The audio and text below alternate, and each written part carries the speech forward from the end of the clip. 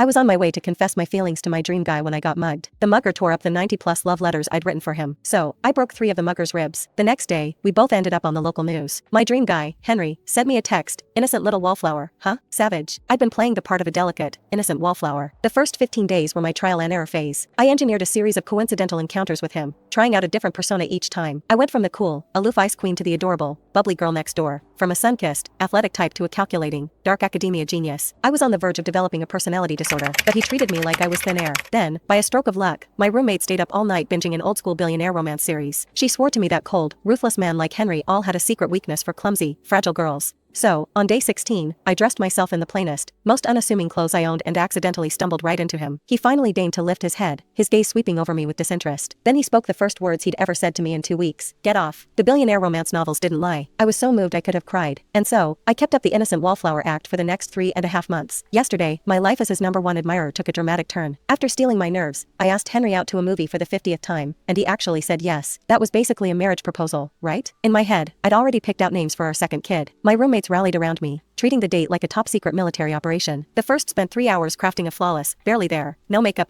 look. The second styled me in an immaculate, all-white outfit, the epitome of wallflower chic. The third channeled her inner drill sergeant, rigorously coaching my every word and gesture. As for me, I pulled an all-nighter, pouring my heart into 90 handwritten love letters for him. Our mission, to conquer Henry's heart and officially end my 2 decades of singledom. The next afternoon, with my roommates cheering me on, I floated out the door, my heart soaring. A beautiful, epic romance was just around the corner. On the way, I even stopped by an arcade to get a fistful of tokens. A date isn't complete without winning a prize from a claw machine to really elevate the romance. And then, not long after I left the arcade, I ran into a mugger. The burly man held a knife to me, snatched my phone, and backed me into a dark alley, demanding I hand over all my money. Without a second's hesitation, I tremblingly scooped a handful of arcade tokens from my bag and offered them to him. The man flicked me hard on the forehead. "You trying to be funny with me?" He expertly snatched the tokens from my hand and stuffed them into his pocket. "All of it. Don't make me get it myself," he growled, his face a mask of menace. I shakily offered him another handful of tokens. The mugger stared at me. He took the tokens, then flicked my forehead again, harder this time. The force of it nearly brought tears to my eyes. "You're broke. I only targeted you because I saw you leaving the arcade with your bag stuffed full." He started rummaging through my bag himself, a hint of regret in his voice. "You didn't look very closely," I thought, rolling my eyes. My bag was already bulging when I went in, thanks to the 90 love letters. The mugger pulled out 3 more handfuls of tokens. Furious, he flicked my forehead again, this time with the full force of his frustration behind it. Tears finally streamed down my face. "That's all the money I have," I sobbed. He refused to give up. He felt a side pocket and pulled out a small, folded card. On it was written, "Your eyes, like stars, shining so bright. One look and I fell into their light. Don't you worry, it feels so right. Maybe this was destiny's might. I can't look away from you tonight." What the hell is this? I could see genuine, bizarre confusion in his beady little eyes. "It's a love letter I wrote," I mumbled, my face burning. He pulled out another one. "Like a chemical reaction, a fantasy forgiven by isolation. It must be your gentle gaze, setting my world ablaze. Warm